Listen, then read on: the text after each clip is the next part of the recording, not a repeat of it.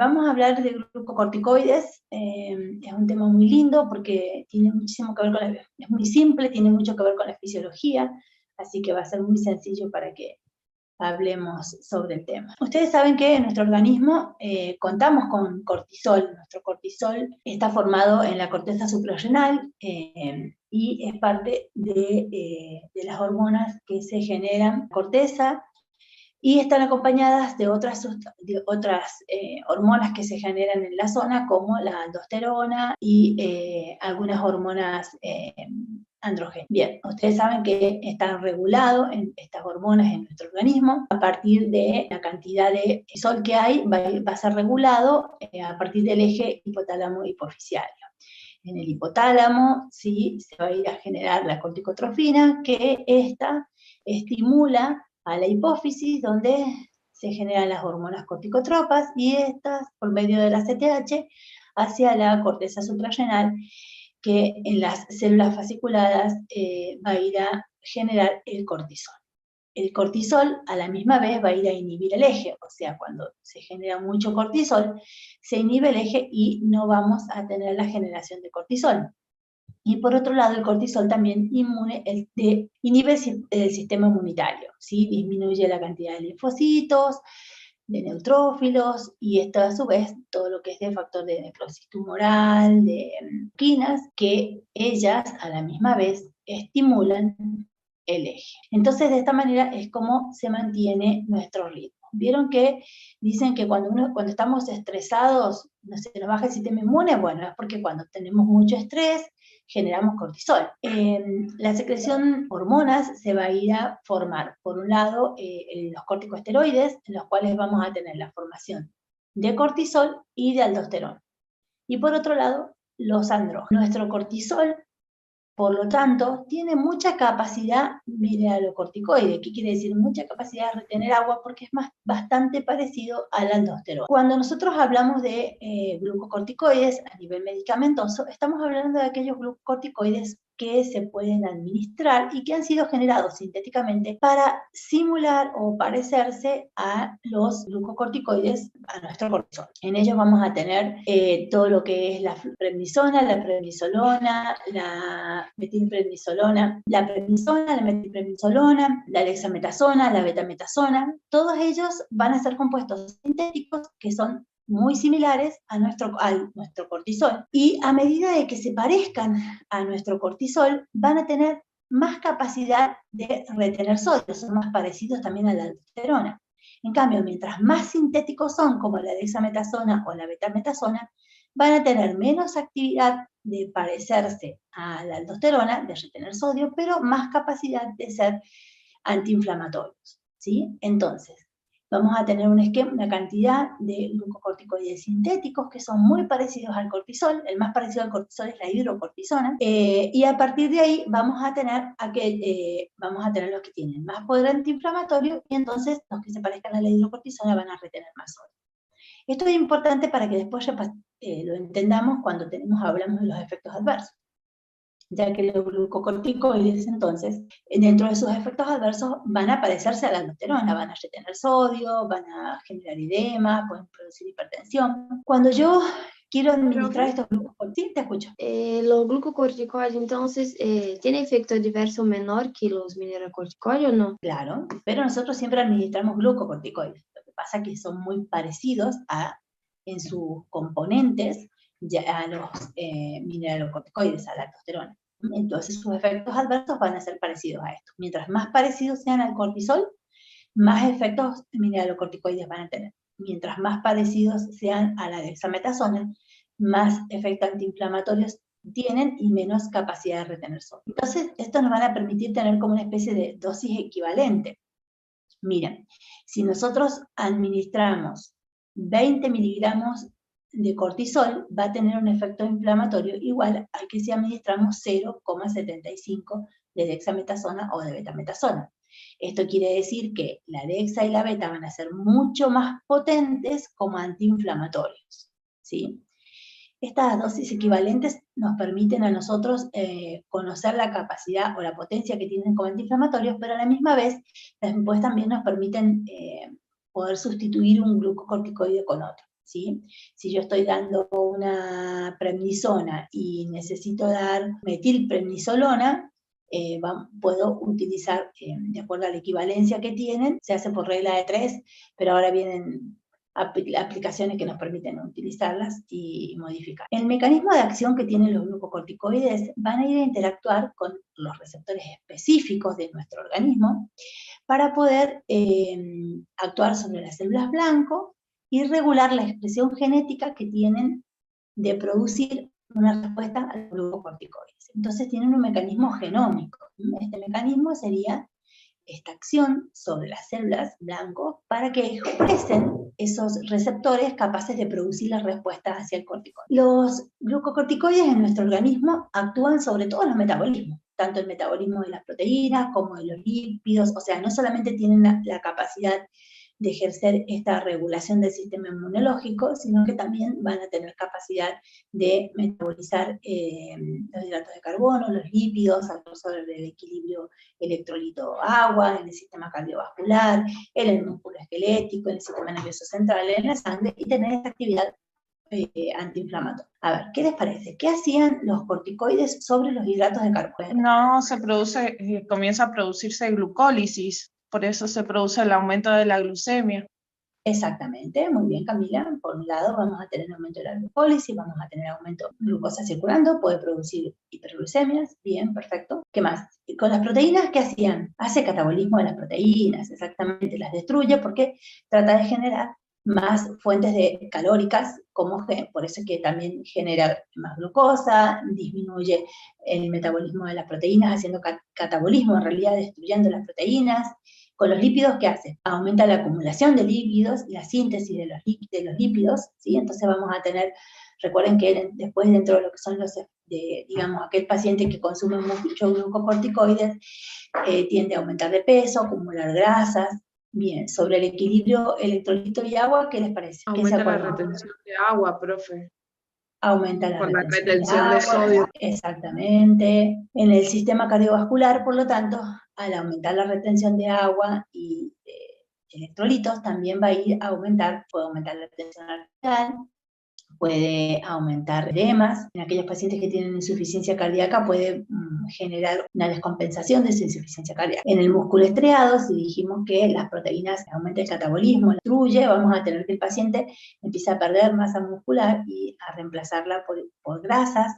A nivel del sistema nervioso central también produce edemas y produce alteraciones cognitivas. A nivel hematológico va a ir a producir una disminución de la formación del sistema inmunológico y de los glóbulos blancos, y también va a ir a tener una acción antiinflamatoria e inmunosupresora. Esta acción antiinflamatoria no solamente la va a ejercer sobre el sistema, no solamente con esta expresión genética que tiene, lo que hace digamos, de modificar los receptores, o de aumentar la expresión de los receptores, sino que también actúa inhibiendo la síntesis de ácido araquidónico. ¿Se acuerdan cuando hablábamos de AINES? Decíamos que los AINES inhibían la síntesis de distintos mediadores de la inflamación porque inhibían la ciclooxigenasa. Pero los glucocorticoides actúan mucho más arriba, actúan inhibiendo directamente la síntesis del ácido araquidónico. Entonces, si no tenemos ácido araquidónico, tampoco vamos a tener toda la cadena de inflamación. Entonces, actúan a un escalón más alto. Los glucocorticoides tienen la característica de que se absorben muy bien, ¿sí? Por todas las vías, son sustancias que permiten absorción muy completa. Se pueden administrar por todas las vías, podemos administrarlo tanto por vía endovenosa, intramuscular, vía tópica, ¿sí? Recuerden que los glucocorticoides vienen en diferentes presentaciones, los comprimidos, en cremas, en ampollas, se pueden administrar por todas las vías. También se pueden administrar por iontoforesis. ¿Saben lo que es la iontoforesis? Es la administración de medicamentos por medio de una fuente o una corriente eléctrica. Estas técnicas las realizan principalmente los kinesiólogos, pero tienen que indicarla los médicos, y se coloca una ampollita de algún medicamento, ya sea un glucocorticoide, un AINES, o también se utilizan estéticas, se utilizan diferentes productos como colágeno. Estos productos se administran en ampollitas, se colocan sobre una esponja que tiene el aparato, y ahí se coloca la ampolla, se pone sobre la zona a tratar, ¿sí? Una articulación, y se coloca un equipo de iontosporesis. El equipo de iontosporesis lo que hace es permitir una corrida eléctrica y hacer que la sustancia que se encuentra dentro de la esponja penetre hacia la articulación o hacia el músculo o donde nosotros queramos aplicarlo, ¿sí? Son técnicas muy buenas porque no son invasivas y sin embargo son muy efectivas para ingresar medicamentos a aquellas zonas donde no llegan bien por su falta de irrigación. Vieron que los tendones son muy difíciles de tratar por la falta de irrigación o los músculos, bueno, todas estas zonas se pueden administrar iontoporesis con glucocorticoides. Funciona muy bien para la tendinitis. Todas estas vías se pueden utilizar. Por donde se le ocurran, también vienen asociados a AINES en supositorios. No sé qué se administran por todas las vías. Tienen alto en proteínas, ya que son drogas muy lipídicas y les permite tener una muy buena biodisponibilidad. Alto en proteínas, bueno, luego deben metabolizarse para poder generar compuestos mucho más hidrosolubles que puedan ser eliminados por el riñón. Y esto hace que su eliminación sea principalmente renal. Dentro de lo que son los glucocorticoides vamos a tener diferentes glucocorticoides. Los podemos clasificar de varias formas. Podemos clasificarlos de acuerdo a su duración de acción. Esta duración de acción vamos a tener todo lo que son el cortisol y la hidrocortisona, que tiene una acción corta. Cortisol es muy parecido a nuestro cortisol, la hidrocortisona, como les decía, es la más parecida al cortisol de nuestro organismo, entonces tiene un tiempo de vida media muy corta. Después vamos a tener aquellos que tienen un tiempo de vida media intermedia, como la prednisona y la prednisolona. Y después vamos a tener aquellos que tienen un tiempo de vida media larga, como la betametasona y la dexametasona. Otra forma de clasificar los glucocorticoides es según su vía de administración. Acá, dentro de lo que es su vía de administración, nosotros ya hemos visto los que son los inhalatorios, ¿sí? Los hemos visto cuando hemos hablado de asma y decimos que dentro de lo que son los inhalatorios teníamos el budesonide, la beclometasona y la fluticasona. También vamos a tener aquellos que se pueden administrar por vía sistémica, como habíamos mencionado recién, la hidrocortisona, la betametasona, la dexametasona, la prednisona, la prednisolona, la metilprednisona. Y después vamos a tener aquellos que se pueden administrar por vía tópica.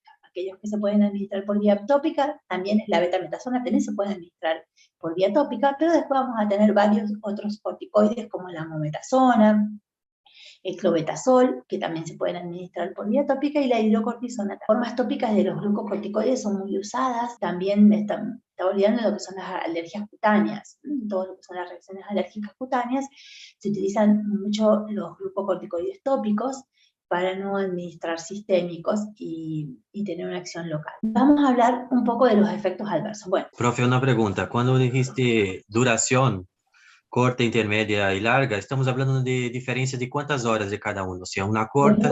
De muchas horas. Los que tienen acción corta duran aproximadamente 4 a 6 horas. Los de acción intermedia, bueno, también depende de la vía de administración, ¿no? La vía de administración de la hidrocortisona por vía oral es corta, pero es más prolongada, ¿sí? Puede durar, entonces vamos a tener que tener un rango muy, muy largo. Más o menos 4 horas a 6, pues si le damos por vía endovenosa, entre 8 y 12 horas si le damos por vía oral. La prednisona y la prednisolona tienen entre 2 por vía oral, entre 12 horas y 24, y las de acción larga tienen más de 24 horas. Obviamente que esto, bueno, también va a depender de la vía y también las diferentes presentaciones. Vieron que vienen algunos corticoides de depósito, que se llaman. Estos son presentaciones donde se usan dexametasona o betametasona, y vienen sobre un vehículo que es muy hidrosoluble, entonces cuando se administra en forma intramuscular, el depósito queda durante un tiempo muy prolongado y puede durar hasta 4 o 5 días en su acción. Dentro de lo que son los efectos adversos, vamos a dividir en 2 grandes grupos los efectos adversos. Los efectos adversos agudos, que van a estar relacionados directamente con la supresión del tratamiento y también con aquellos efectos mineralocorticoides que tienen, como la retención de sodio, que produce hipertensión, y el metabolismo de la glucosa, que produce hiperglucemia. Dentro de los efectos adversos agudos podemos tener hipertensión o hiperglucemia. Por lo tanto, cuando le vamos a administrar estos medicamentos a personas hipertensas o diabéticas, hay que tener mucho cuidado de la dosis que le vamos a administrar. Hay que o no darlos o si son indispensables. Por ejemplo, vieron que ahora por COVID es indispensable la aplicación de glucocorticoides, ¿sí? Entonces, un paciente diabético con COVID sería un criterio de internación para poder, supóngase que el paciente no use insulina. Entonces, tendríamos que internarlo para poder insulinizarlo y poder mantener niveles adecuados de glucemia para poder administrar el glucocorticoide, ¿sí? Si no está internado y maneja insulinas en la casa, hay que aumentar las dosis. Va a depender de la insulina que use, cuánto es la dosis que le van a ir aumentando, hay que probar en cada paciente los requerimientos, pero necesitamos administrarle. Y si el paciente es hipertenso, debemos controlar la presión antes de administrarle el glucocorticoide y probablemente, aparte de reforzarle la supresión de sodio en la medicación, necesiten reforzar la medicación durante un tiempo. Lo que se estaba haciendo particularmente por ahí en el hipertenso es que el paciente tome 2 veces al día el medicamento. La supresión del tratamiento está relacionada con el eje. ¿Qué pasa si, miren, nosotros decimos que el cortisol inhibe el eje? Entonces, cuando yo le estoy administrando al paciente el glucocorticoides, este eje está inhibido, ¿sí? Porque tengo mucho corticoide. Cuando yo dejo de darlo de golpe, hasta que vuelve a generarse este eje, hasta que el hipotálamo se entera que no tiene corticoides y la corteza lo vuelve a generar, ese tiempo en el que transcurre, el paciente se va a encontrar sin glucocorticoides y puede tener, muchos efectos adversos. Entonces, cuando nosotros vamos a retirar el medicamento, si el paciente ya lleva más de 3 días tomándolo, necesitamos retirar los glucocorticoides en forma escalonada, ¿sí? O sea, el paciente toma al día siguiente la mitad de la dosis, durante 2 o 3 días, y luego la mitad de la dosis que venía, o sea, la cuarta parte. Entonces hay que imprimirlo en forma prolongada, ¿sí? No sacarle de golpe el medicamento. Los efectos adversos crónicos. ¿Qué pasa cuando este paciente consume glucocorticoides a dosis suprafisiológicas durante un tiempo muy prolongado? Y vamos a ir a tener un desequilibrio de todas aquellas funciones en las cuales el cortisol de por sí ya actúa. Entonces vamos a tener una alteración del equilibrio de líquidos y electrolitos, vamos a ir a acumular mucho más sodio y vamos a ir a acumular mucho más, retener sodio y agua, y por lo tanto el paciente va a tener edemas. Vamos a tener reacciones inmunitarias, porque recuerden que genera inmunosupresión. Vamos a tener reacciones gastrointestinales. Los glucocorticoides, al inhibir la formación del ácido araquidónico, también inhiben la síntesis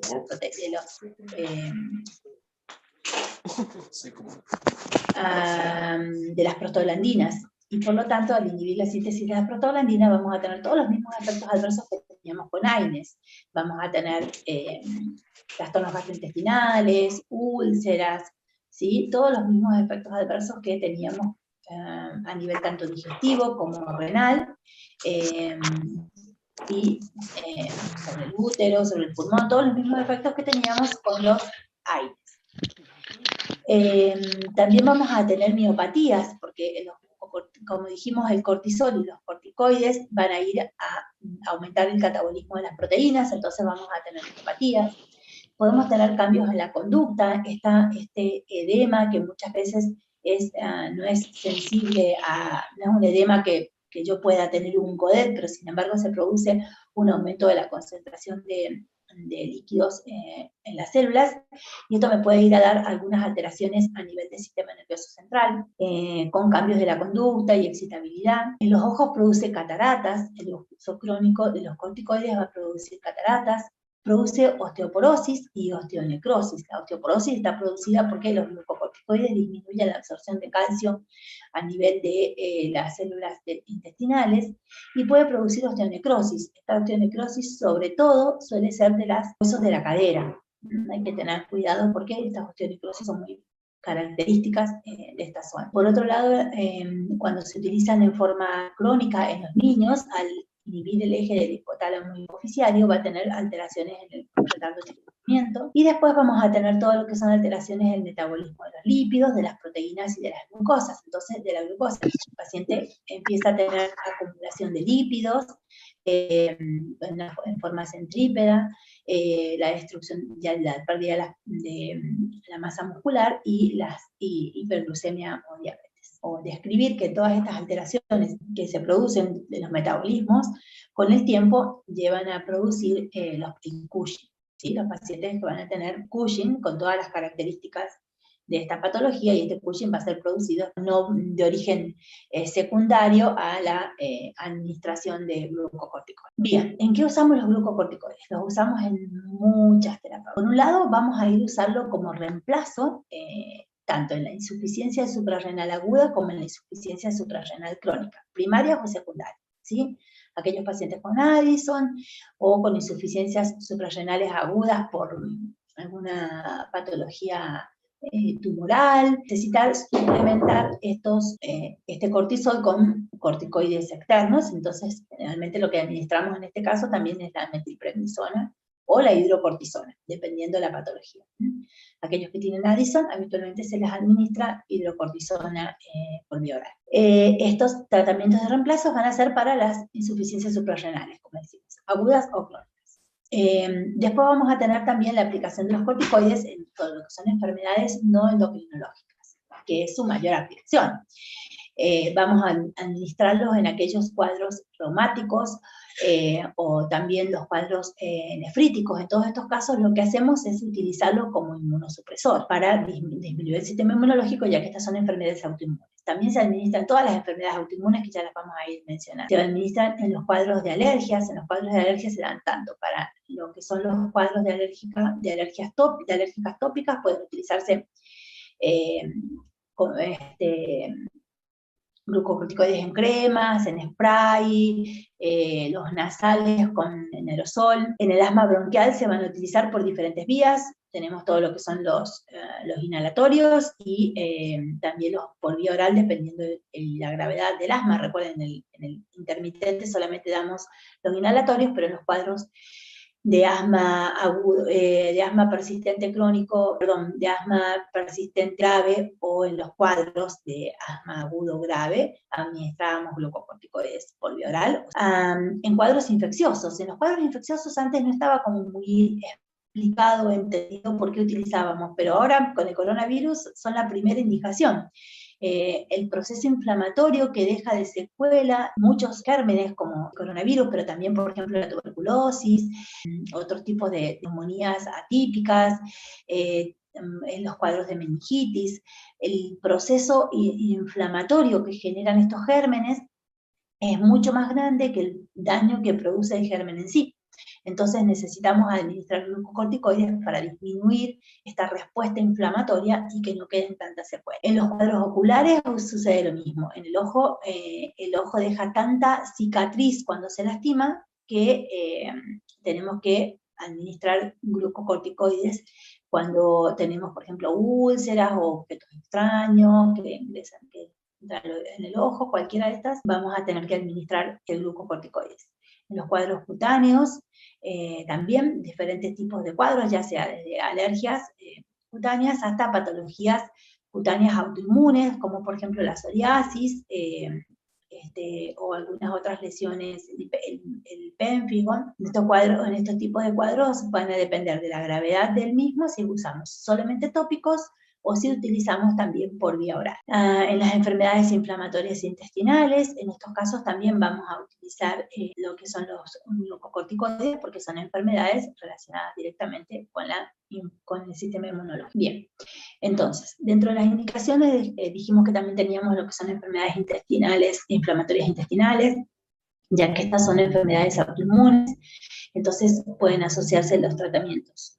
Por un lado con las sulfasalacinas, recuerdan que habíamos mencionado en la clase de AINES, y también pueden asociarse a los glucocorticoides. En todo lo que son cuadros hepáticos, recuerden que pasa lo mismo. En el cuadro hepático, en las hepatopatías, va a dejar una secuela tan muy importante, la cicatriz, que va a dejar el hígado sin funcionamiento, entonces glucocorticoides. En el caso de las leucemias, Recuerden que las leucemias son justamente una alteración del sistema inmunológico, y lo que va a hacer el glucocorticoide es disminuir la cantidad de glóbulos. En el edema cerebral, lo mismo que mencionábamos hace rato en las patologías del sistema nervioso central, en el edema cerebral, esta cicatriz que deja el edema hace que deje muchas secuelas, al igual que cuando en la apoplejía o en las lesiones de las médulas espinales.